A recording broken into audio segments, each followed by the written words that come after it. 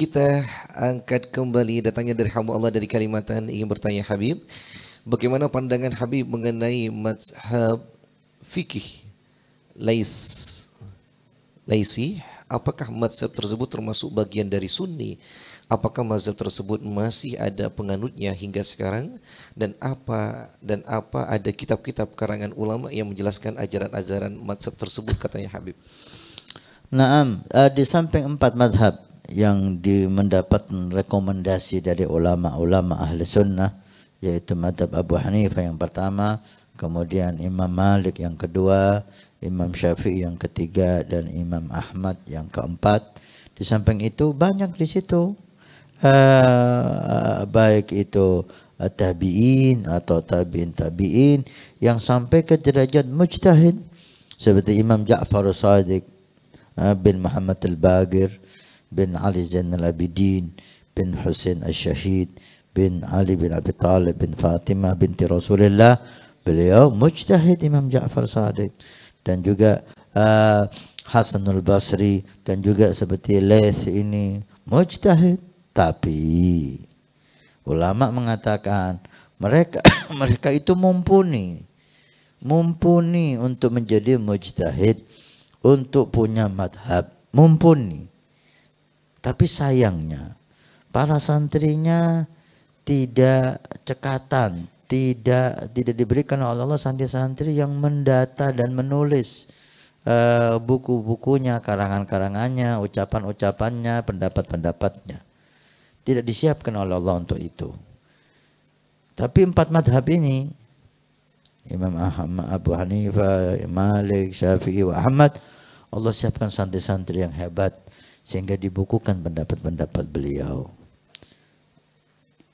Ini akan membuahkan ketika kita ikut madhab Abu Hanifah lewat santri-santrinya, pendapat Imam Abu Hanifah itu bisa ditanggungjawabkan bahwa ini benar-benar pendapat beliau, karena santrinya banyak yang menulis dan mencatat. Demikian juga Imam Malik, Imam Syafi'i, Imam Ahmad. 4 madhab ini santrinya itu menulis, sehingga pendapat-pendapat mereka itu bisa ditanggungjawabkan bahwa ini memang dari mereka. Tapi Imam Ja'far Shadiq, Imam Hasan al-Basri, termasuk Imam Laits ini, ulama mengatakan tidak bisa dipastikan, karena Allah tidak menyiapkan di saat itu santri-santri yang mencatat. Bukan beliaunya tidak mumpuni, lah, beliau disepakati mujtahid, mumpuni untuk menjadi imam madhab. Tapi sayangnya tidak ada santri yang disepakati oleh ulama untuk mencatat semuanya, sehingga pendapatnya mereka sekarang yang sampai ke kita tidak bisa ditanggungjawabkan bahwa ini memang pendapatnya Imam Ja'far Shadiq, ini memang pendapatnya Imam Laits, ini memang pendapatnya Imam Hasanul Basri, atau pendapatnya yang lain yang minjem nama mereka. Ini yang dikhawatirkan. Yang dikhawatirkan, takut ini pendapatnya orang, pinjem namanya Imam Ja'far Shadiq, pinjem namanya Imam Laits. Sehingga karena tidak bisa dipastikan sejarah mencatat hal itu, maka ulama kita mencari aman, yaitu 4 madhab ini, pilih salah satu dan ikuti. Karena semua yang dinisbahkan kepada 4 madhab ini bisa ditanggungjawabkan. Puluhan santri, generasi demi generasi mencatat, membukukan, dan seterusnya.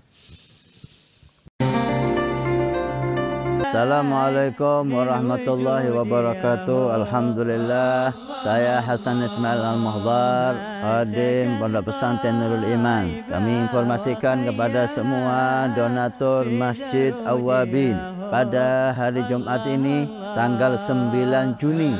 Alhamdulillah, kita melaporkan perkembangan Masjid Awwabin. Lantai pertama sudah kita lewati dan sudah selesai, tinggal finishing. Dan ini lantai yang kedua juga sudah selesai pengedekan, dan insya Allah bentar lagi proses finishing. Dan ini kita naik lantai 3 atau lantai 2 masjid. Alhamdulillah udah proses pengedekan Setelah itu kita mulai finishing, mulai dari lantai dasar aula masjid yang pertama dan lantai masjid yang kedua. Terima kasih banyak semua donatur, semua simpatisan, baik yang mengikuti bulanan setiap bulan 100.000 ataupun yang memberikan hartanya. Mudah-mudahan Allah Subhanahu wa taala menjadikan sebagai sedekah jariah. Kalau kemarin Anda yang ikut, ini waktunya Anda menjadikan sedekah jariah ini untuk orang tua Anda, untuk anak Anda, untuk orang-orang yang Anda cintai, untuk istri Anda, sehingga semuanya kaya dengan pahala dan taat di hari kiamat. Karena masjid ini akan ditempati semua kegiatan ibadah, belajar mengajar di masjid, dakwah ilallah di masjid, salat jamaah di masjid, aurat di masjid, pengajian di masjid. Masya Allah, begitu besar fungsi masjid dan aula Al-Awabin yang diberi nama oleh guru mulia kita dengan Awabin. Mudah-mudahan dapat selesai dan bermanfaat sampai hari kiamat. Terima kasih. Barakah. Wassalamualaikum warahmatullahi wabarakatuh.